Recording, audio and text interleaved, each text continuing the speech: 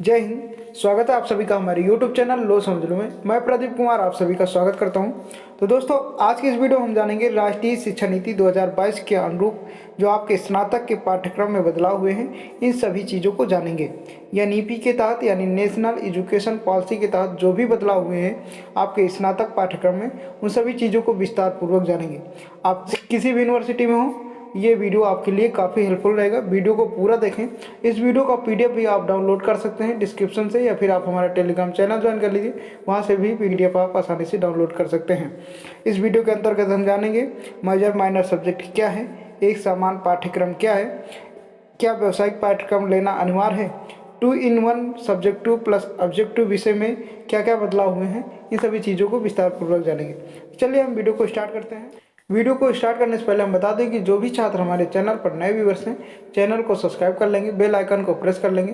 अगर आपने चैनल को सब्सक्राइब किया होगा तभी हमारे अपलोडेड वीडियो का नोटिफिकेशन मिल पाएगा और अपनी तैयारी को बेहतर कर पाएंगे। वीडियो को पूरा देखिए। वीडियो अगर पसंद आए तो वीडियो को लाइक करना और अपने दोस्तों के साथ शेयर जरूर करना। तो सबसे पहले हम अपना परिचय दे देते हैं, इंट्रोडक्शन। दोस्तों, जैसा कि आप जानते हैं कि हमारे चैनल लो समझ लो यूट्यूब चैनल से निरंतर स्नातक यानी ग्रेजुएशन छात्रों के लिए अत्यंत उपयोगी और महत्वपूर्ण टॉपिक पढ़ाए जाते रहे हैं। छात्रों की प्रतिक्रिया यानी रिस्पांस भी मुझे काफ़ी बेहतर तरीके से मिलता रहा है और अभी भी मिल रहा है। छात्रों की प्रतिक्रिया मुझे काफ़ी अच्छी तरीके से मिला है, इसलिए हम चैनल को लगातार निरंतर चला रहे हैं। ओके, अब जो छात्र स्नातक प्रथम वर्ष में हैं यानी फर्स्ट ईयर में हैं और 2022 या 23 में प्रवेश ले रहे हैं, उनके लिए ये वीडियो काफ़ी हेल्पफुल रहेगा। और जो सेकेंड ईयर और थर्ड ईयर में हैं, उनके लिए भी वीडियो काफ़ी इंपॉर्टेंट रहेगा। चलिए उन सभी चीज़ों को हम जान लेते हैं। दोस्तों, सबसे पहले हम जानेंगे कि राष्ट्रीय शिक्षा नीति 2020 या नीपी यानी न्यू एजुकेशन पॉलिसी 2020 के अंतर्गत स्नातक के पाठ्यक्रम में क्या क्या बदलाव हुए हैं, और इसको पॉइंट वाइज जानेंगे, बेहतर तरीके से जानेंगे। वीडियो को अंत तक देखें।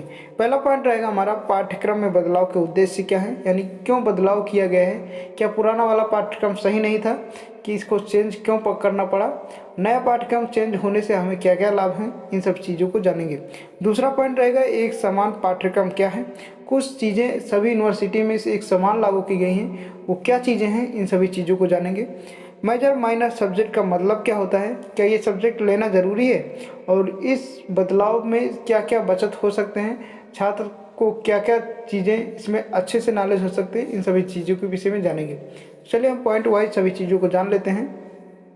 सबसे पहले हम जानेंगे कि पाठ्यक्रम में बदलाव के उद्देश्य क्या हैं। ओके, ऑब्जेक्ट यानी उद्देश्य को जानेंगे कि इस पाठ्यक्रम में बदलाव के उद्देश्य क्या है।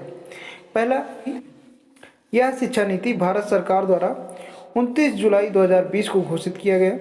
इसके पूर्व राष्ट्रीय शिक्षा नीति 1986 में बनाई गई थी। जानकारी के लिए हम बता दें कि पहली जो राष्ट्रीय शिक्षा नीति बनाई गई थी 1986 में बनाई गई थी।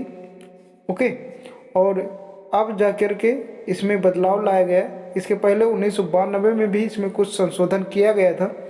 और इसका उद्देश्य क्या है कि जो पहले की शिक्षा नीति थी उसमें सिर्फ हम लोग किताबें को रट्टा मारते थे, जो कि रोजगार के क्षेत्र में ज़्यादातर उपयोगी नहीं था।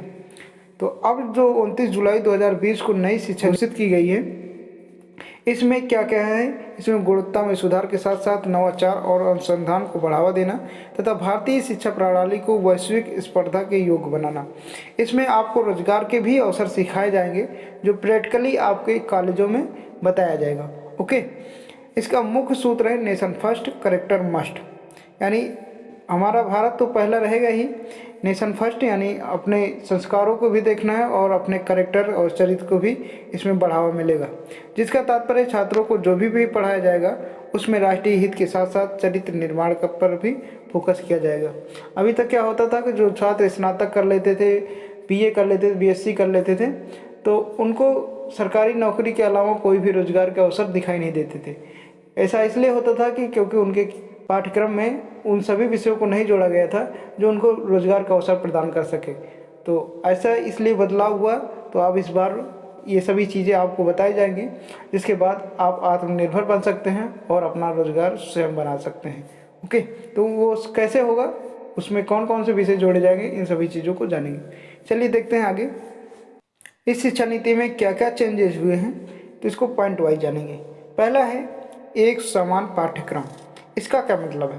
इसका मतलब है कि उच्च शिक्षा परिषद ने पूरे देश में प्रत्येक विषय में 70% यानी 70% पाठ्यक्रम एक समान तथा 30% पाठ्यक्रम विश्वविद्यालय अपनी इच्छा और आवश्यकता के अनुरूप चयन कर सकते हैं। यानी 70% सिलेबस सभी यूनिवर्सिटी का सेम ही होगा, कोई बदलाव नहीं होगा।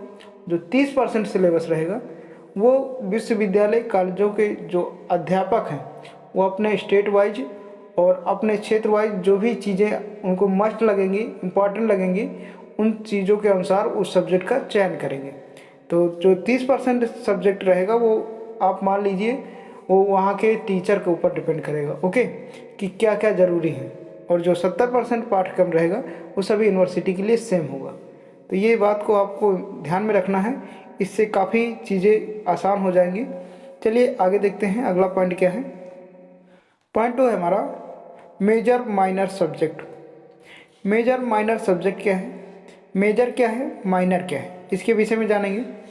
छात्र जिस संकाय कला विज्ञान वाणिज्य में प्रवेश लेना चाहता है, संकाय का मतलब आप समझ रहे हैं, जो आप अपन कहते होंगे कि हम बीए करेंगे, बीएससी करेंगे या फिर हम कॉमर्स लेंगे, बीकॉम करेंगे, तो इसको संकाय बोला जाता है कॉलेजों में, ओके। तो इसको पता ही होगा आपको। तो अगर आप कला से हैं यानी बीए कर रहे हैं, विज्ञान से हैं यानी बीएससी कर रहे हैं, वाणिज्य से हैं यानी कॉमर्स या बीकॉम कर रहे हैं, इसमें आप प्रवेश लेना चाह रहे हैं, तो 2 विषय उस संकाय से यानी जो आप कर रहे हैं, जैसे बीए कर रहे हैं तो 2 विषय आप बीए के लीजिए तो उसे क्या कहेंगे, मेजर कहेंगे, ओके। 2 विषय आप बीए से लीजिए, एक विषय आप बीएससी का भी ले सकते हैं और कॉमर्स का भी ले सकते हैं अपनी इच्छा के अनुसार, तो उसको क्या कहेंगे, माइनर कहेंगे। आई होप कि आप समझ गए होंगे। अपनी एक विषय अपनी इच्छा या रुचि के अनुसार दूसरे संकाय से ले सकते हैं, दूसरे संख्या या तीनों विषय एक ही संकाय से ले सकते हैं। या आप अगर बीए कर रहे हैं तो जैसे मान लीजिए बीए में आपका सब्जेक्ट है ज्योग्राफी, हिस्ट्री, पॉलिटी, ओके, तो हो सकता है तीनों विषय आपको पसंद आ रहा हो तो तीनों ले लीजिए, नहीं तो आप हिस्ट्री पॉलिटी लेने के बाद बीएससी का मैथ ले लीजिए, आपको अच्छा लग रहा है तो उसमें से भी ले सकते हैं। या आप बीएससी कर रहे हैं तो मैथ फिजिक्स केमिस्ट्री लिए हैं तो ठीक है। अगर आपको पॉलिटी अच्छी लग रही है तो एक सब्जेक्ट हटा के पॉलिटी ले लीजिए। तो ये सब्जेक्ट की प्रक्रिया, चुनने की प्रक्रिया जो पहले नहीं थी, पहले आप बीए करते थे तो बीए के ही सब्जेक्ट की चुनना था, लेकिन इस बार क्या हुआ था कि इसके बदलाव के अनुसार आप मेजर माइनर के अंतर्गत एक सब्जेक्ट अलग संकाय से भी ले सकते हैं। तो बहुत अच्छी प्रक्रिया लागू की गई है जो छात्र अपने रुचि के अनुसार ले सकते हैं, ओके। तीसरा पॉइंट है समय की बचत। समय की बचत क्या होगा, पहले क्या होता था कि जो भी छात्र स्नातक स्तर की पढ़ाई पूरी करने के बाद छात्र हो या छात्रा पढ़ाई छोड़ देते थे, उसे 1 वर्ष में डिप्लोमा नहीं दिया जाता था, छोड़ देते थे। जैसे आपने फर्स्ट ईयर किया, किसी कारणवश आप बीमार पड़ गए या कहीं शहर चले गए, तो आपको फर्स्ट ईयर करने के बाद सेकेंड ईयर में जब आप पेपर नहीं दे पाते हैं तो फर्स्ट ईयर की भी डिग्री समाप्त हो जाती थी, उसका कोई वैल्यू नहीं होता था। लेकिन इस बार क्या किया गया कि अगर आप फर्स्ट ईयर का एग्ज़ाम दे देते हैं और सेकेंड ईयर थर्ड ईयर नहीं भी करते हैं तो आपको फर्स्ट ईयर का डिग्री दे दिया जाएगा, वो हर जगह मान्य होगी। तो ये भी अच्छा रूल लागू किया गया है इस शिक्षा नीति के अंतर्गत, जो कि काफ़ी बेहतर है, ओके। तो इस समय की बचत होगी काफ़ी। अगर आप फर्स्ट ईयर कर चुके हैं और आप 2 साल रेस्ट करना चाहते हैं या आप कोई किसी भी कार्य में लग गए हैं तो फर्स्ट ईयर की डिग्री ले लीजिए, इसके बाद आप डायरेक्ट सेकेंड ईयर से एडमिशन करा लीजिए। पहले ऐसा नहीं होता था, अगर आप फर्स्ट ईयर के बाद सेकेंड ईयर नहीं करते हैं तो फिर आपको फर्स्ट ईयर का डिग्री नहीं दिया जाता था और फर्स्ट ईयर मान्य भी नहीं होता था। तो ये तो बढ़िया नई शिक्षा पॉलिसी के अंतर्गत लागू किया गया है। चलिए अगला पॉइंट जानेंगे। चौथा पॉइंट हमारा को क्यूरिकुलर सब्जेक्ट। को क्यूरिकुलर सब्जेक्ट का मतलब होता है पाठ्य सहगामी विषय। सहगामी विषय मतलब पहले आप first year, second year, third year में आपने देखा होगा कि आपके एग्ज़ाम के साथ साथ एक सहगामी पेपर होता था, यानी साथी पेपर। जैसे सहगामी का मतलब क्या होता है, साथी। तो साथी पेपर होता था जैसे पर्यावरण का, आप फर्स्ट ईयर में दे लो, अगर पास नहीं होते सेकेंड ईयर में दे लो, सेकेंड ईयर में भी पास नहीं होते तो फाइनल में दीजिए, यानी उसको पास करना अनिवार्य ही था।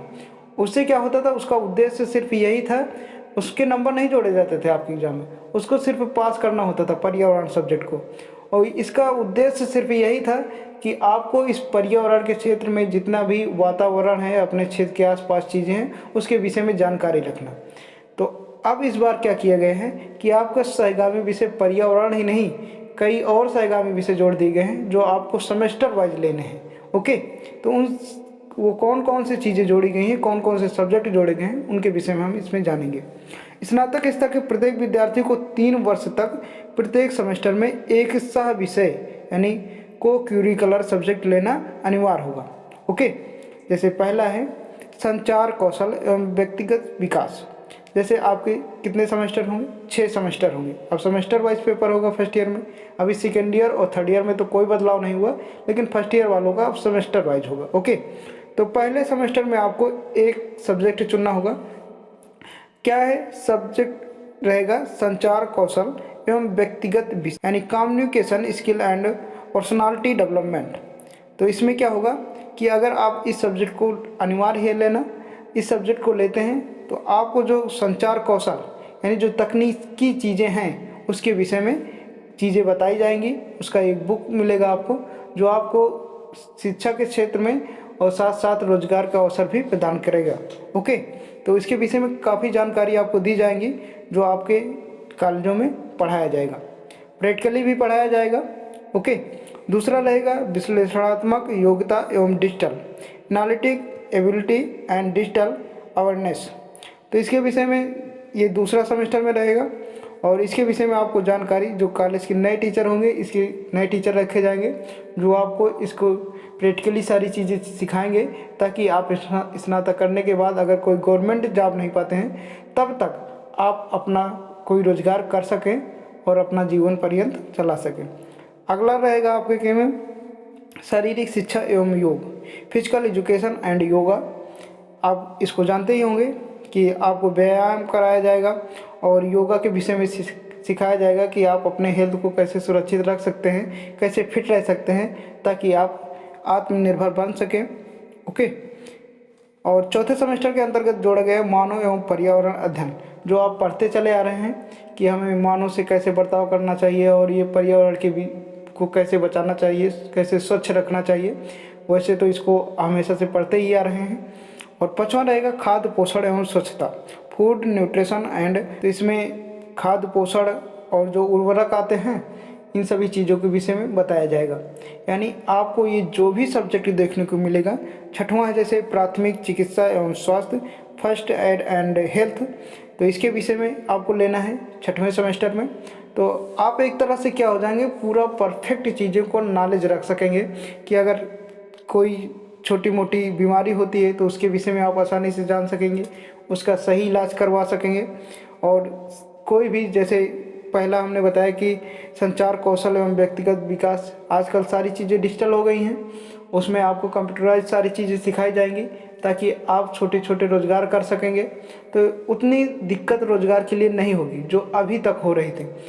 अभी तक क्या होता था कि आप लोग इतनी किताबें पढ़ते थे और उससे केवल आपको रट्टा मारना और जानकारी रखना, इससे कोई रोज़गार का अवसर या किसी भी प्रकार के तकनीकी चीज़ें ऐसे नहीं बन पा रही थी कि जिससे हम अपने कैरेक्टर को सही कर पाएँ। ओके, तो यही सब चीज़ें थे, यही सब बदलाव था। और नोट में इन बातों को ज़रूर ध्यान रखना है कि ये विषय शैक्षणिक संस्थानों की व्यवस्था विश्वविद्यालय स्तर से किया जाएगा। ये विषय जैसे कहीं पर जैसे मान लीजिए कंप्यूटराइज सिस्टम ज़्यादा है तो वहाँ पर ये सब चीज़ें रखी जाएंगी।